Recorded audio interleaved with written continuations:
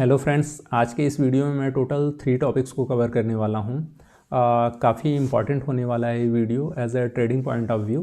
तो बने रहिएगा इस वीडियो में लास्ट तक, काफ़ी कुछ सीखने को मिलेगा।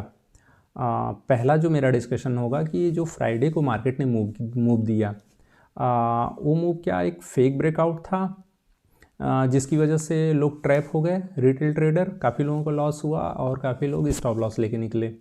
और जो दूसरा हमारा टॉपिक होगा कि as a longer time frame, 1 महीना 2 महीना या 3 महीने में मार्केट किधर को मूव करने वाली है, क्योंकि मार्केट ने तो इंडिकेट कर दिया वो कहाँ जा रही है। क्या हमें समझ में आ रहा है या नहीं, तो इस पे हम डिस्कशन करेंगे। और लास्ट में हम डिस्कस करेंगे कि मंडे को जब मार्केट ओपन होगी तो वो किधर को जाने वाली है और हमारे क्या इंपॉर्टेंट लेवल होंगे उसमें। चलिए चार्ट पे चलते हैं और समझते हैं। यह मैंने निफ्टी का चार्ट लिया है, 5 मिनट का टाइम फ्रेम है। इसमें आप देखेंगे कि पिछले 3 दिनों से मार्केट साइडवेज मूव दी थी। ठीक है, एक बार को ऊपर जा रही, फिर उतनी तेज़ी से नीचे, ऊपर जा रही, फिर उतनी तेज़ी से नीचे। तो लोगों को लगा कि अब ये ब्रेकआउट आएगा, चाहे डाउन साइड में चाहे अप साइड में। अब ब्रेकआउट आएगा और मार्केट काफ़ी तेज़ी से अप साइड में जाएगी, प्राइजेक्शन काफ़ी तेज़ी से अप साइड को मूव करेगा या डाउन साइड को मूव करेगा। और वही हुआ, मार्केट थोड़ा सा गैप अप ओपन हुई, इस रेंज को ब्रेक किया तो लोग यहाँ पे एंट्री ले लिए। जैसे इस टॉप को ब्रेक किया, लोगों की एंट्री यहाँ पे हो गई।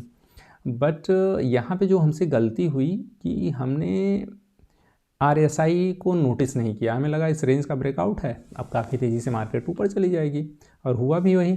लेकिन वहीं पे अगर एक तरफ, इसको मैं डिलीट कर दे रहा हूँ, अगर यहीं पे आप देखेंगे कि RSI यहाँ पे मार्केट आते आते ओवरसोल्ड हो गई। यहाँ पे देखिए, ठीक है, मैं एक बार को इसको कर से ले लूँ। हाँ, यहाँ पे देखिए कि मार्केट यहाँ पे आई, यहाँ पे ओवरसोल्ड हो गया RSI। ठीक है, ये दोनों का टॉप देखिए 80 पे पहुँच गया, ओवरसोल्ड हो गया। फिर सडन एक छोटा सा फॉल आया और लेवल एडजस्ट करने की कोशिश की RSI ने, और अगेन इसका ब्रेकआउट आ गया। इस मतलब रेड कैंडल का ब्रेकआउट आ गया, यहाँ पे इसको ब्रेक कर दिया इसने। ठीक है, और आप देखेंगे कि फिर ओवरसोल्ड इसके इस लेवल के बराबर यहाँ पे पहुँचा कहीं।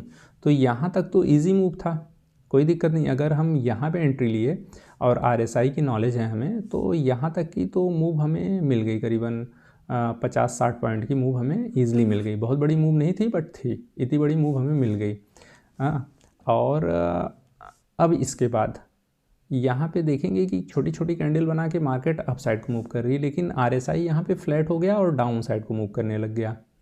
तो यहाँ पे निगेटिव डाइवर्जन बन गया, निगेटिव डाइवर्जन बन गया। बट लोगों ने नोटिस नहीं किया, उन्हें लगा कि काफ़ी दिन बाद ब्रेकआउट आया है, मार्केट और ऊपर जाएगी। थोड़ा सा हो सकता है इस ये जो रेड कैंडल फॉर्म हुई है, इसी तरीके की 2 एक कैंडल बना के फिर इस रेंज का ब्रेकआउट करेगी। बस लोग यहीं पे ट्रैप हो गए, क्योंकि RSI को नोटिस नहीं किया। और यहाँ पे साइडवेज मूव देने के बाद सेकंड जो कंफर्मेशन आया कि इस टॉप में और इस टॉप में देखिए निगेटिव डाइवर्जन बन रहा है। ठीक है, ये भी नीचे की डाउन साइड में ही आ रही है। तो इसमें भी ये था कि हो सकता है हम पुट ना लें यहाँ पे। ठीक है, पुट लेने की बहुत लोगों की हिम्मत नहीं होती, लेकिन यहाँ हमें कॉल से निकल जाना चाहिए था, या कॉल में हमारी कोई नई एंट्री नहीं हो रही थी यहाँ पे। ठीक है, जिन लोगों ने यहाँ पे एंट्री लेने की कोशिश की वो ट्रैप हो गए, या जो लोग एज अ ग्रीड यहाँ पे बैठे रहे वो ट्रैप हो गए। मार्केट ने तो हमें क्लियरली बताया कि वो नीचे जा रही है। ठीक है, यहाँ पे अगर देखें तो यहाँ पे निगेटिव डाइवर्जन बना, इसको ब्रेक किया। खैर यहाँ पे एंट्री नहीं थी, हमारी एंट्री यहाँ पे थी जब ये टॉप ब्रेक कर यहाँ पे। ठीक है, जब यहाँ पे इसने रिजेक्शन ले लिया, ये देखिए ये कैंडल का यहाँ पे आई, फिर ऊपर जाने की कोशिश की, फिर इसको रिजेक्ट करके यहाँ से जब इसने रिजेक्शन ले लिया, तब हमारी एंट्री यहाँ पे कहीं इस जगह जोन में बनी और इतने मूव हमें फिर मिले। ठीक है, डाउन साइड में। लेकिन ये इतना आसान नहीं था। चार्ट बनने के बाद तो कोई भी कुछ भी बोल सकता है, लेकिन इतनी छोटी छोटी कैंडल बन रही थी, हो सकता था ये मार्केट यहीं पे साइडवेज हो जाती, क्योंकि RSI ये कंफर्मेशन नहीं देता ना। वो तो ठीक है, कह दिया कि हमारी रेंज जो है निगेटिव बन रही है, निगेटिव डाइवर्जन बन रहा है या पॉजिटिव डाइवर्जन बन रहा है, तो उसका ये मतलब होता है कि जैसे मार्केट मान लीजिए अप साइड को जा रही है और यहाँ से निगेटिव डाइवर्जन आ गया, तो उसका मतलब ये होगा कि अब हम अप साइड को नहीं जाएंगे। ठीक है, लेकिन इस बात की गारंटी नहीं देता कि अब हम डाउन साइड को जाएंगे। ठीक है, हो सकता था यहीं पे साइडवेज हो जाती, यहीं पे RSI की वजह से हम साइडवेज हो जाते, तो भी तो हमारा प्रीमियम डिके जाता। तो ये इतनी सी पोजीशन कंफर्म थी, बट ये वाली पोजीशन ये बहुत क्लियर मूव नहीं था, ये रिस्की था। जैसे अगर हमें ट्रेड करना होता तो हम यहाँ पे 50% क्वांटिटी के साथ ट्रेड करते, और यहाँ पे अगर हमें ट्रेड करना होता पुट साइड में तो हम 25% क्वांटिटी के साथ ट्रेड करते, क्योंकि ये वाली पोजीशन उतनी रिस्की नहीं थी जितनी ये थी, ठीक है। और उसके बाद पूरे दिन मार्केट साइडवेज रही। तो इसमें अगर जिन लोगों का लॉस हुआ है वो उनको अपने ऊपर वर्क करने की ज़रूरत है, ना कि ये सोच के बैठ जाएं कि मार्केट ने फॉल्स ब्रेकआउट दिया या फिर ये मार्केट ने फियर क्रिएट करने की कोशिश की। ऐसा कुछ नहीं है। मार्केट ने क्लियर आपको इंडिकेट किया था, आपको थोड़ा सा RSI मूविंग एवरेज की मतलब एक अच्छी पकड़ होनी चाहिए, तब इन इंडिकेटर्स को आप पकड़ पाएंगे और फिर अच्छा प्रॉफिट जनरेट कर पाएंगे। चलिए, ये तो हो गया हमारा पहला टॉपिक। अपने सेकंड टॉपिक की तरफ बढ़ते हैं कि मार्केट ओवरऑल कर क्या रही है, और एक लॉन्गर टाइम फ्रेम पे, लॉन्गर का मतलब 2 साल 3 साल नहीं, 1 महीना 2 महीने या 3 महीना कि मार्केट क्या करने वाली है। मैं 1 डे के टाइम फ्रेम का चार्ट ले रहा हूँ, और ये 1 डे के टाइम फ्रेम का चार्ट है। अब इसमें देखिए, आप अगर मेरा मूविंग एवरेज का वीडियो देखे होंगे तो आपको ज़्यादा अच्छे से समझ में आएगा। अब यहाँ पे देखिए मार्केट ने क्या किया। मैं मूविंग एवरेज में यही आपको बोलता हूँ ना कि अगर ये 200 मूविंग एवरेज है और मार्केट ऊपर से आ रही है, यहाँ पे सपोर्ट लिया, सपोर्ट लेके थोड़ा सा अप गई, फिर आई, रीटेस्ट किया और फिर अप जाने लगे, तो इसको जब ब्रेक कर दे तो एक कंफर्मेशन आ गया कि अब नए हाई की तरफ मार्केट जाएगी, ठीक है। और हमारी जो बाइंग 25% यहाँ पे होनी चाहिए, 25% इस रेंज पे होनी चाहिए और 50% इस रेंज पे होनी चाहिए, ताकि हम किसी भी लेवल में ट्रैप ना हो सकता है मार्केट यहीं से ऊपर चली जाए, तो हम 25% के साथ अपनी पोजीशन को हम कंटिन्यू करेंगे और अच्छा खासा प्रॉफिट हमें रहेगा। नहीं तो यहाँ से पता चला कि हम यहाँ पे 100% के चक्करों में यहाँ पे टोटल की 100 लेंगे पूरा कंफर्म होने के बाद, तो पता चला यहीं से हमारी ट्रेड छूट गई। तो ऐसा नहीं होगा, हमारी एंट्री यहाँ पे हो जाएगी। और सेकंड की जब यहाँ पे आए तो 25% और ऐड कर दें, तो टोटल 50% के साथ हम यहाँ पे बैठे रहें और 100% हम यहाँ पे कंफर्मेशन आने के बाद, तो ये सेफ ट्रेड होती है, ठीक है। मार्केट ने भी कुछ वैसा ही किया। अब आप देखेंगे कि काफ़ी टाइम से निफ्टी अप साइड में मूव कर रहा था, और फिर जब डाउन साइड में मूव किया पिछले 2 महीने से डाउन साइड में मूव किया, तो 200 मूविंग एवरेज पे मैंने EMA लिया है, आप मूविंग एवरेज भी यूज़ कर सकते हैं नॉर्मल। तो इस पे आके सपोर्ट ले लिया, ठीक है, इस पे सपोर्ट लिया, फिर अप साइड को मूव किया और अगेन आके इस पे रीटेस्ट कर रहा है, ठीक है। और कुछ टाइम तक, अब यहाँ पे देखिए 3-4 दिनों से साइडवेज है, अब रीटेस्ट करने के बाद फिर ये अप साइड को मूव करेगा और इसे ब्रेक करेगा, ठीक है। कुछ ऐसा ही बन रहा है जो चार्ट पैटर्न मैंने आपको बना के दिखाया, कुछ ऐसा ही तो फॉर्म हो रहा है।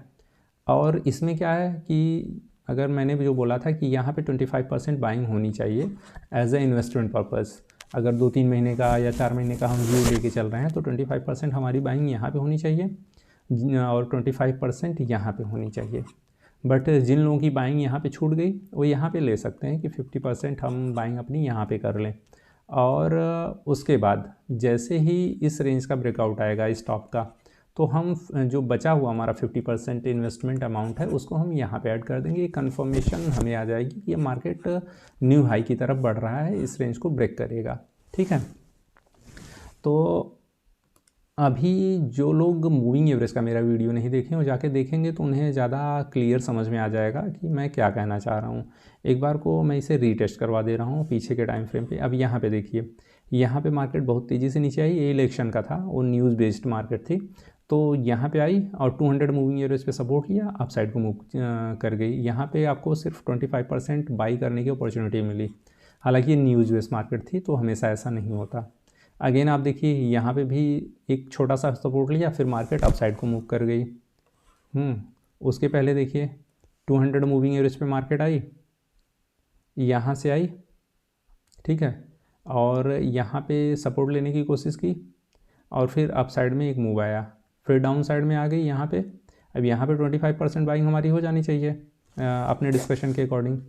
और फिर जब यहाँ पे आई तो यहाँ तो मान लीजिए डायरेक्ट नीचे चली आई, तो यहाँ पे कोई बाइंग हमारी बनती नहीं, हमारी बाइंग फिर यहाँ पे बनती है 25% हम यहाँ पे बाई कर लें, और फिर इस टॉप को ब्रेक करने के बाद हमारी बाइंग यहाँ पे कहीं बनती है, ठीक है।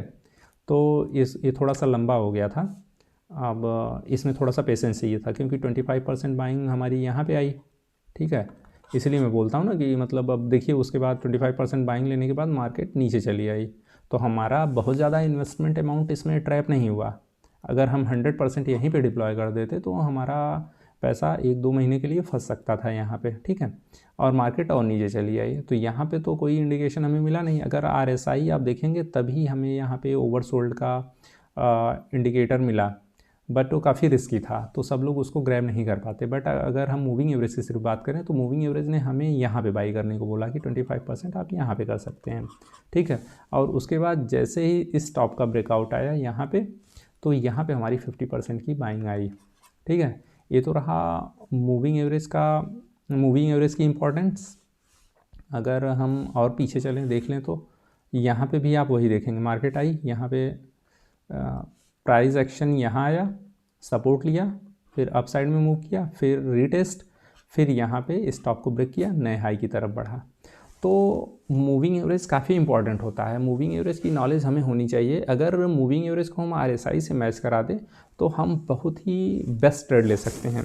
एक्चुअली क्या होता है ना कि 5 मिनट, 15 मिनट या 10 मिनट के लिए जब हम ट्रेड करने के लिए बैठते हैं तो वहाँ पे ये चीज़ें बहुत काम नहीं आती, लेकिन अगर हम 2 महीने, 3 महीने, 4 महीने का एक व्यू लेके चल रहे हैं तो वहाँ पे मूविंग एवरेज, RSI, ये सारे इंडिकेटर हमारे बहुत काम आते हैं, ठीक है।